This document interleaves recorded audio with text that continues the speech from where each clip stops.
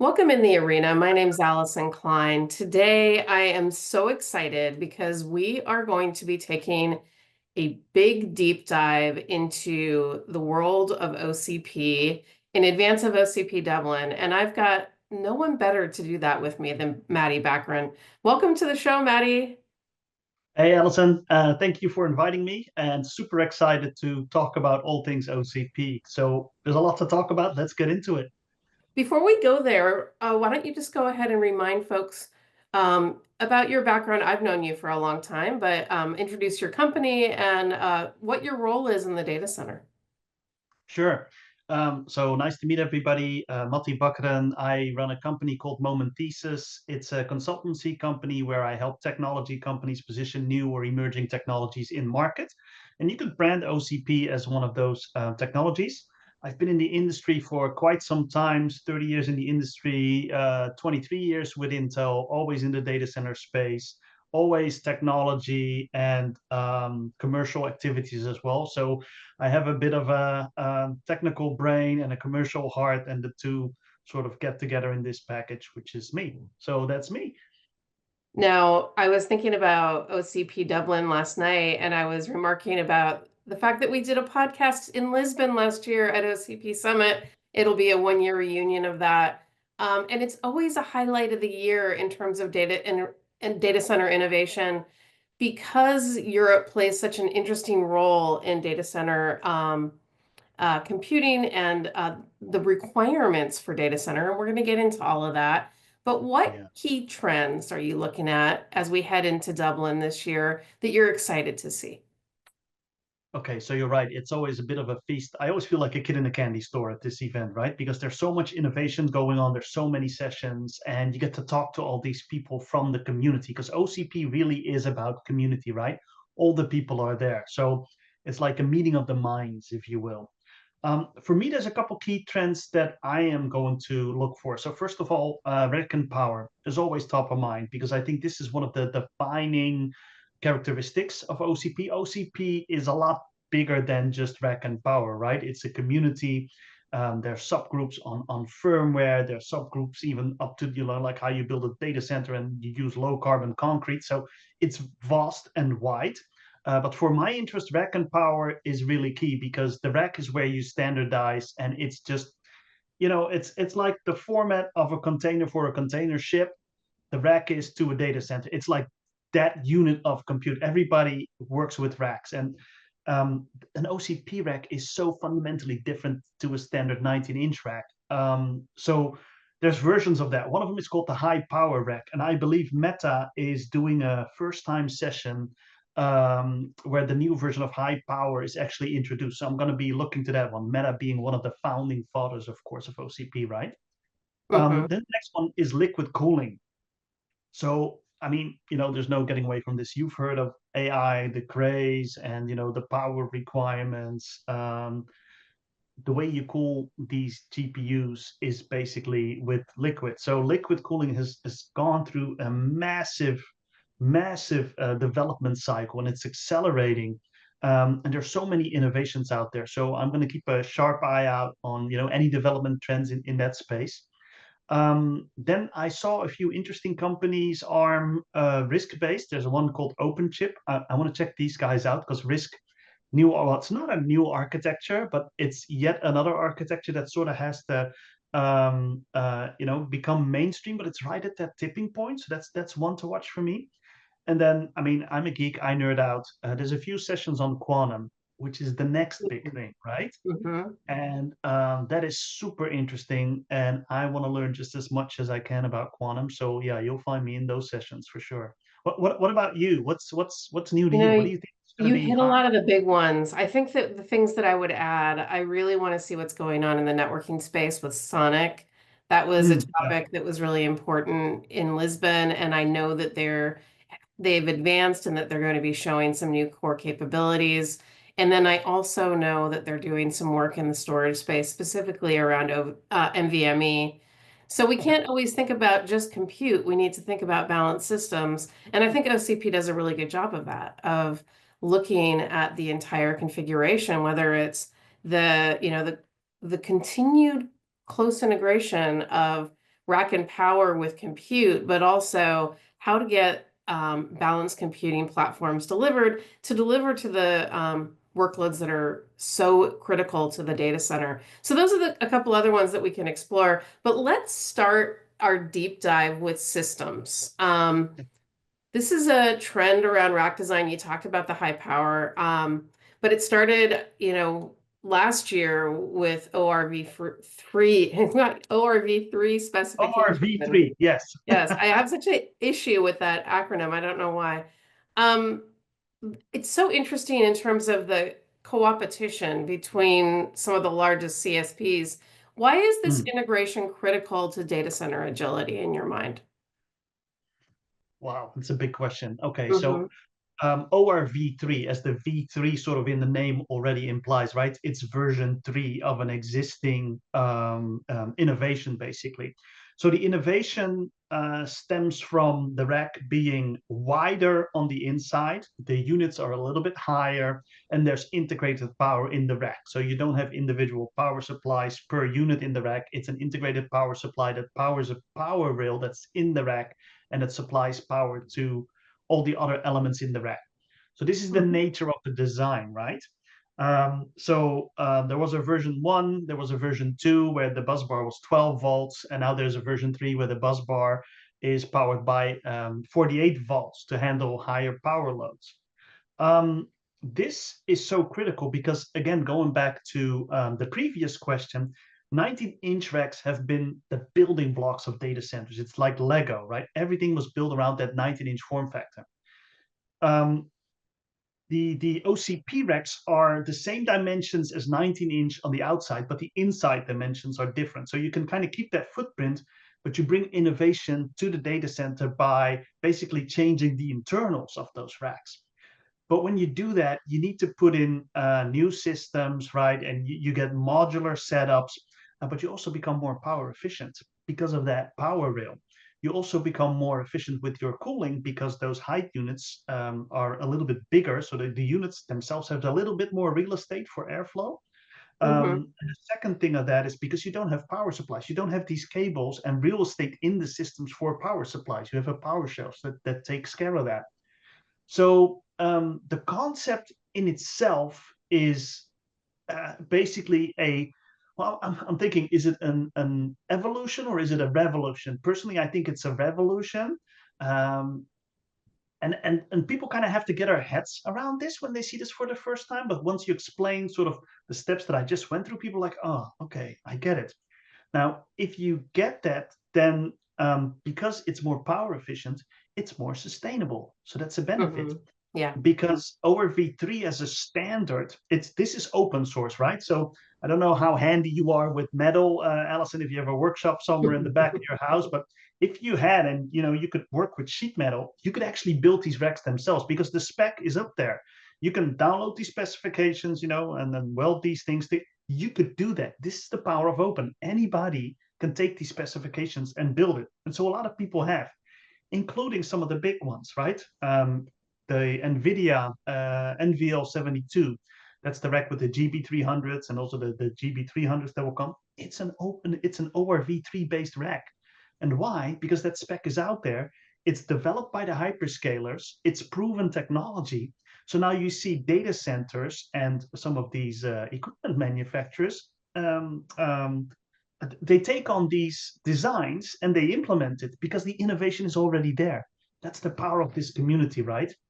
So I think, in summary, the importance of the rack is the form factor, the standardization. You have one Hmm. way to bring innovation to the data center.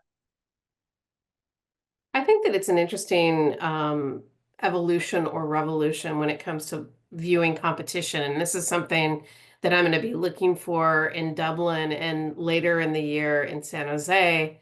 Who has the sophistication and core IP to be delivering across that integrated rack design for the bespoke systems that the largest data center providers in the world want to deploy? Because you're integrating more and more technology variation within these built to suit racks. And Yeah. I think it's going to be very interesting to see how the rack providers who are, building compute, building power, building storage and network integration are coming together to do that. That's one area that I think is very fascinating. And just as an aside, since you went into the cargo ship, you think about where these types of standards come from. Of course, the container size comes from the width of railway ties around the world. Interestingly enough, that 19-inch rack actually came from the width of racks and submarines before it got into the data center. So Wow. that's just I'm a standards geek. I love stuff like that. Um, who Clearly. knows where these ORV3 specs will influence in terms of where they're going to show up in the future. So pretty cool stuff. I can't wait to see that meta session to see what's coming next. Really exciting time in terms of redefining the quantum of compute, if you really want to think about it that way. Um, how do you see the industry reacting to this? I talked a little bit about the competitive front, but who are you Mm. really excited to see when it comes to the providers that are really taking advantage of these new standards for competitive advantage? Okay. So again, you're talking about an industry, so there's a lot of moving parts to this one, right? And if I can just quickly jump back to your last question, Mm-hmm. integrating it all in one rack is one way to go about it. The other way, because it's open, is that you have so many different players integrate their solution into a rack, right? So it becomes a bit of a patch blanket of different solutions, but you can still piece them together. Again, that's the power of open. I always think of open as an innovation engine. And to bridge of that argument, OCP is already integrated into a lot of designs. If you Mm-hmm. take any piece of infrastructure from any one of the major vendors, be it HPE, Lenovo, Dell, you name it, Supermicro, Ace Rock, if you want to put in a NIC, 9 out of 10 times you will find an OCP NIC on that board. Um, Recently there was something called DCM MHS, which is a new way of integrating different form factors on a motherboard, almost like modules you stick together. A lot of these vendors are adapting this. The way you design motherboards, right? There's ideas and standards around it that all these vendors are already adopting. So what you see is that actually some of these bigger OEMs are already taking from that ecosystem and implementing it, but they're implementing it in a, I'm not going to call it proprietary, but in their own little flavor or variety of implementation for their stacks. And over time, you're starting to see that this is now coming together. I mean, I'm excited to see NVIDIA adopt OCP racks, but Dell is following, right? I think it's the IR7000, which is their cloud server, which is now Mm-hmm. like a complete OCP design, and it comes with an OCP rack. Supermicro is here now. These are big players, right? And predominantly, there used to be big players, but big players that, the other vendors like a WeWin or a Mytek or a Gigabyte that maybe didn't have such a big brand name in the market, but Mm-hmm. they Right. supplied to all the major players. It was like the industry's best kept secret, right? Typically, when I talk to operators and you talk about OCP, they go, "Yeah, I know about OCP, but that's the stuff hyperscalers use." And they don't understand that actually this innovation is open and it's available to them as well. And that's what this forum kind of brings out. It brings everybody together and starts to think, well, actually, how could you apply it? So I think it's super significant. I think it needs more awareness. And Mm-hmm. I'm just excited that we get to talk about it and we get to go in and see what's new. And, like I said, we're going to go into that candy store and talk about all this stuff. Now, we're talking about an incredible density in compute with these new configured racks, especially when you think about the high power one. One Mm, thing that I think has exploded over time, over the last 2 years at OCP Summit is liquid cooling. And when I was yeah. reviewing who was going to be at the show this year, it just blew my mind to see how many liquid cooling vendors have Mm. emerged. What do you see as the focus of this year's summit in terms of liquid cooling? And what are you excited to see from the vendors that are working in this space? Okay. Again, so we have the data center, we have OCP, and we have liquid cooling. These are all domains and sort of ecosystems in their own right. So, I mean, liquid cooling it's a vast domain, right? You got direct liquid cooling, precision liquid cooling, you got immersion cooling, single phase, dual phase. So it gets, complex really quickly. I mean, if we go back to Lisbon last year, do you remember? I think it was Riddle who showed this massive CDU, right? I think it was like a megawatt. This thing, you walk through the entry, there's massive piping, and I mean, the size of this was unimaginable, and yet They couldn't even get it upstairs. exactly. So um, I think for me the interesting bit is there's a couple of new players I'm going to look into. So one of them was JetCool, if I remember. They had a cold plate solution that used jets. So this Mhm. really talks about the cold plate that sits on the CPU and how they do the heat exchange. Apparently, it's super efficient. That's something I want to get into. I wrote it down here. There's so much here. There was a session on dielectric barrier discharge, DBD. Mhm. That's something I need to get into. You use plasma actuators. I don't know what that means. I It want to sounds learn. amazing. It sounds like something out of Star Trek. I know, right? That even gets me more excited. So that's good. So I mean, I think especially on the second day, there are a few sessions that I'm really interested in. There was one that talks about liquid cooling for the bus bar. So get this. The bus bar is that power rack that sits in the rack, right? That powers these units. But because there's a power exchange, you get heat. So if you cool the bus bar, you can get more power delivered through the bus bar, right? And you can even be Mhm. more efficient. So now we're talking about liquid cooling on a power rail. Did I get that right? I need to learn Yeah. more about this. And I mean, how the hell are you going to combine liquid cooling and power? That's kind of a contradiction in terms. You don't want these things typically, next to each other in a data center. So I'm very keen to understand how they engineered that and how that works. Um, I mean, yeah, there's a cooling and cold plate update from Meta again. So here's how Mhm. the hyperscalers do it. This is something I want to get into. And again, this is the stuff where I get excited about because this talks about innovation at scale. These are the hyperscalers just giving you a peek under the covers of, hey, here's how we do it. And by the way, Allyson, before we forget, we get excited and we get to be in Dublin. Maybe some of our viewers don't get that opportunity, but one of the cool things about OCP Summit is that they record all the session. So you can Yeah. actually see all these things when you get back home. Typically, I get excited about things and then I have to skip a session. So I'm always, re-watching some of these recordings. I would highly recommend people to do that and, keep an eye out for some of the oldest because some of the basics and some of the concepts they get explained in these sessions so well. It's just a wealth of knowledge. Some Sorry, I people got are excited doing there. that with this week with Coachella, Maddie, but apparently you and I have different superstars in mind. I totally agree. Check out the streams that are posted because I think it's a great way if you can't go to Dublin to keep up to date.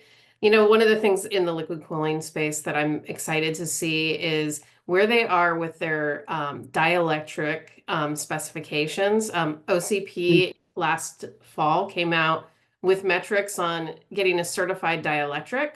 Oh, Fuchs was the first one to go through that process last fall. I bet the dielectric suppliers will have something to say about their progress there. And I think that's very interesting because the immersion cooling in particular, having common standards around dielectrics are really important so that we don't have a situation of multi-year vendor lock-in for that infrastructure.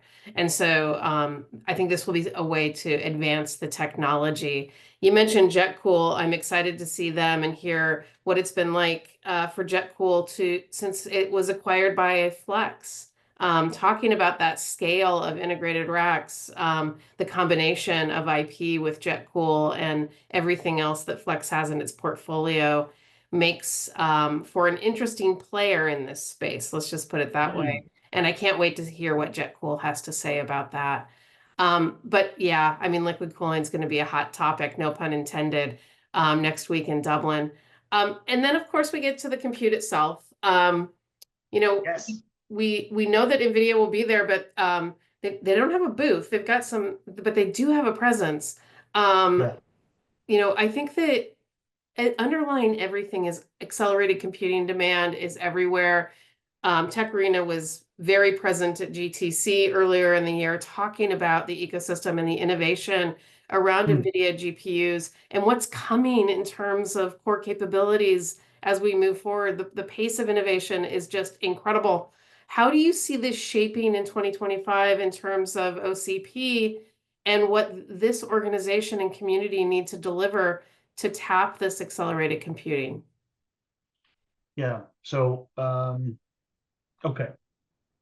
I mean, IA NVIDIA is a hot topic, right? And yes, they will be there. I think there's a session on photonic interconnects for next generation IA systems, Hmm. which is again, right? You talked about network and interconnect and the importance of balanced platforms. So there you go.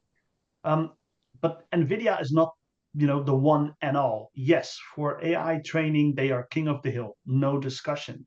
Yet for inferencing and smaller models, CPUs are on the rise, right? We got a bit of a wake-up call with DeepSeek, and I think particularly in Europe, right?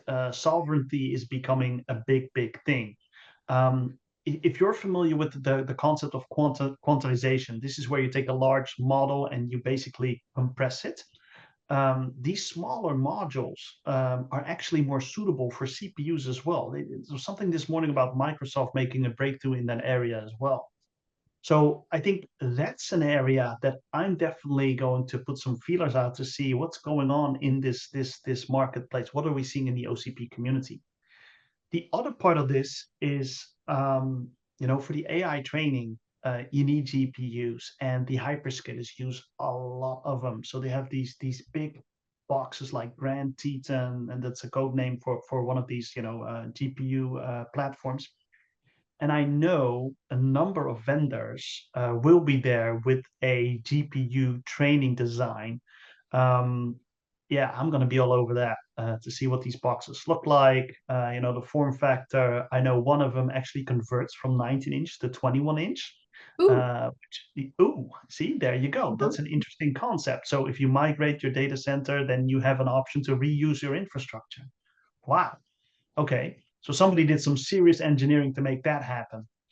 So that's there. So, if we walk the booth floor, remind me, because that's definitely one we want to go check out. So yeah, I mean, lots of thoughts on that one. AI is everywhere. It will be at this summit as well. But for me, I'm keeping an eye out for some of the other developments in that area as well. Yeah, I have a compute silicon report coming out that I've been doing research on over the last few months, and Mm. I am very excited to see the breadth of silicon providers at the show, both from a standpoint of core compute and the RISC-V, ARM, x86 CPU alternatives, um, various accelerators in the AI space that are being designed from cloud to edge. I want to see what's present at the show. You mentioned OpenChip. That's one that I've got a pin in terms of visiting. But there's also the network and storage silicon providers that are going to be interesting to see what is going to be delivered to take advantage of all of this compute and ensure that data is moving across nodes in a data center, that data is being fetched at the right latency to fuel these training models and to fuel inferencing. That's something that I'm very keen to see what is present in Dublin. So we'll be reporting more from this as the show goes on, because I think that this is, that the innovation starts with silicon, and it's not just the GPU. There's a lot of silicon innovation happening across the industry. Um, Yeah. this is something that's very exciting for me. If In I could fact, jump on that one, Allyson. yeah. Actually, there's two things I think, two sessions. I just looking at my booklet here. So there's one on MRAM chiplets for LLMs. So basically, these are memory optimized memory modules, right? Because typically in an LLM, I think there's like a 6-to-1 read to write ratio, and they've Mhm. optimized memory chiplets for it. So I think again, that's an OCP innovation. That's something we want to check out. And then there was another session on SMM, which is sparse matrix multiplication. This is more of an HPC thing, but that's also an optimization coming out of OCP, specifically to that domain you just referenced. So again, this is super nerdy stuff, but super exciting stuff, because this could make a big impact to some of those technologies. So that's definitely stuff I think we need to go check out. That memory session is something that I've got highlighted in pen because we had Meta, Intel, and ZutaCore on the Tech Arena at OCP San Jose talking about this core configuration, and it's so exciting to see memory innovation, so exciting to see standards-based memory innovation. There's a ton of posturing going on in the industry right now about which memory innovation folks want to use. But this is so critical, right? Balanced platforms are where it's at. We can only advance compute so long. I heard a vendor state that GPUs and training clusters are sitting idle 50% of the time because of network bottlenecks right now. So, Wow. when you consider the cost of Oh, those GPU clusters, a network upgrade and network innovation is so critical. I mean, this is something that is so important. So I will definitely be looking beyond the GPU at yeah. OCP Summit this year. Okay, so Tech Arena wanted to make sense of who's who in the zoo. So we're publishing something that could be useful for all of our viewers on how these vendors make sense from a standpoint of the technologies Mm. that are required in the data center. So who's going to be on hand at OCP Dublin, and how can you make sense of where they fit within the industry? So check that out. When you think about the breadth of innovators that are going to be present, what stands out to you in terms of the players, Matty? And what are the vectors of innovation? We've talked about a few, but what are the ones that you think are moving as faster than anybody else? Is there anybody that's, from a part of the industry that's just shocking us with the rate of innovation?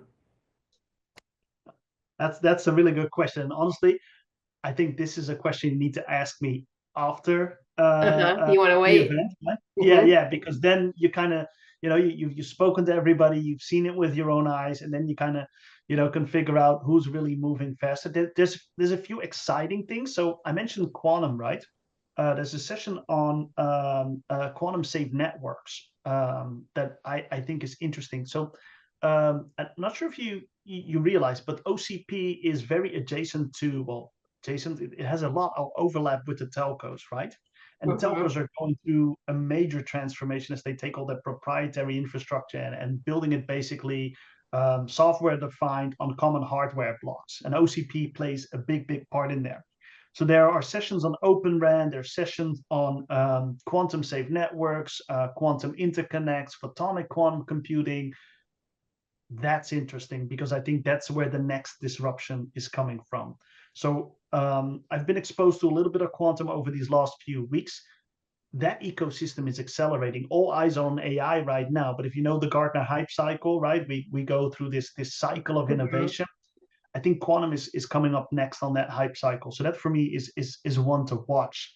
Um, what else is there that I'm really, I mean, there's so much here. I mean, looking at this, right? I have 17 sessions for day one I want to visit and 22 for day two. So when you say like, well, who do you think? Ask me after. I just there's too much going on here. Now, one of the things that I really enjoy about OCP is that the operators come out in mass. And in the European events, that includes a lot of the regional operators. Yeah. What's different about Europe? Oh, okay.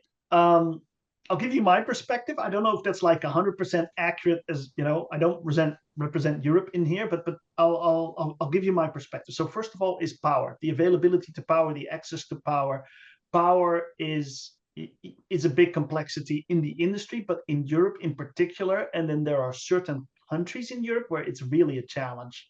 So, for instance, in the UK, right, they have the energy gap. They want to invest in AI. They don't have enough power on their island, basically. So they need to import all the power. Big problem for them. So they're looking at SMRs. Okay, great.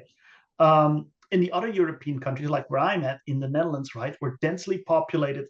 Power is available in dense areas. Those areas are saturated. So now we need to go to tier two markets. So you come into new areas. Typically in Europe, it's centered around something called flat D, right, which is Frankfurt, London, Amsterdam, Paris.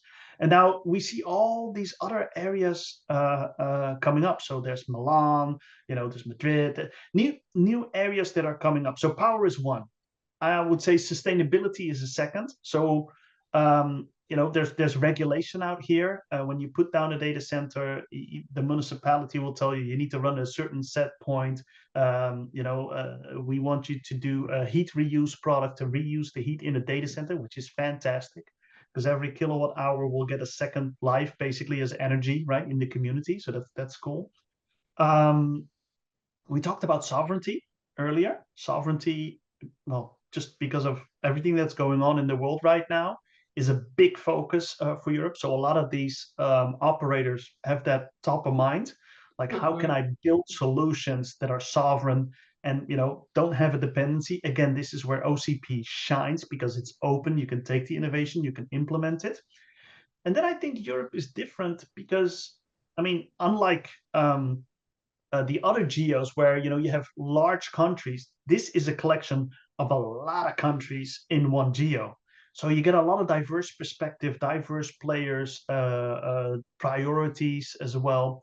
So I call it it's like a patch blanket of innovations. There's spots of things happening. Take quantum, for instance, right? We have CERN in the region as well, right? They drive this large collider project, but that drives in the spin-off of that quantum developments as well. Okay, cool. There's a lot of IA because they use machine learning for all these sites. So that's a bubble of innovation. But there's pockets of that everywhere. A lot of our AI the deployments sit up in the Nordics because of the access to cheap power and the climate up there. Okay, great. So, I mean, I can go on and on. There's pockets of innovations for different regions in different places in Europe. And that all descends on Dublin. So it's going to be interesting to see what these people will bring to the conference. I think that last year in Lisbon, everyone was talking about the sustainability regulations that were coming into effect within the EU. I think that this year, I'm going to throw one more thing in the tent, which is the major EU announcement around building out AI infrastructure for Europe. And I think that there's going to be a lot of discussion about what that means for these operators and how people are positioning themselves as part of that European solution. I can't wait to learn about that. I know it seems like at the speed of announcements lately, it seems like that happened a long time ago, but it was just a couple months ago. And I can't wait to hear how the community is responding to that. We're running out of time, so I'm going to speed round. Your top 3 trends out of Dublin, what are your predictions? Ooh, okay. So, I mean, so yeah. AI is on that list. We're going to see some innovative platforms, as I just mentioned before. I know of a few OEMs that are and ODMs that are coming with some really innovative designs. Definitely one to watch. The second one I will say is I'm really curious to see what that rack specification is going to do and what the iterations there will be because it's so fundamental to everything that goes on around it, the liquid, the cooling, the power, everything. So that is one. The other one is a Europe specific kind of topic, like the sovereignty, the power, the sustainability. And on sustainability, I'll give you one more thing, by the way, that I just started to think of. So because of all this regulation, circular, I just can't get that word out of my mouth. Circular use of OCP is becoming a topic, right? Because of regulations, when you reuse OCP equipment, which is very doable, embodied carbons are already taken care of, right? Because the product's already designed, it's already been in use, so the calculation is done. Now you get to use that product again. That's another factor that we'll see more of in Europe as well, particularly as some of these large players, they consume OCP at scale, and then basically remanufacture those products for some other deployments. Interesting trend to watch. So we're gonna have a lot of fun, I think, and we're gonna be talking Mhm. about this for a little bit. Yeah, I think so. I'm just going to throw out a couple others. I think that regionalization is going to be a huge theme. Hmm. Geopolitically, we are seeing a different world, and I think that European providers are going to speak up big at Dublin. I can't wait to hear more about that. And Hmm. then I'm going to go with liquid cooling in terms of being the top trend of OCP. The community is out in force. I can't wait to hear what they have to say. But we will be bringing it to our audience, of course, all week from Dublin. We have a very robust coverage plan in place. If you're following along, please reach out and let us know what you want to hear about. If you are going to be in Dublin, connect with us. We'd love to talk to you. Matty, how can folks connect with you? Hey, find me on LinkedIn. That's probably the easiest, or through my company page, momenthesis.com. That's easy. You'll see me walking around. I mean, there's two of us. It's not a super big event. It's not like the global summit at OCP. But by all means, like Allyson said, reach out, find us, talk to us. Tell us about new things. We want to learn, we want to absorb, and we want to share with all of you. All right. If you want to reach out to me, Allison at Tech Arena AI, easy way to do it. Notice the spelling. And also on LinkedIn. Thanks so much, Maddie, for the time. I can't wait to see you in Dublin. Likewise, look forward to seeing you there. Cheers.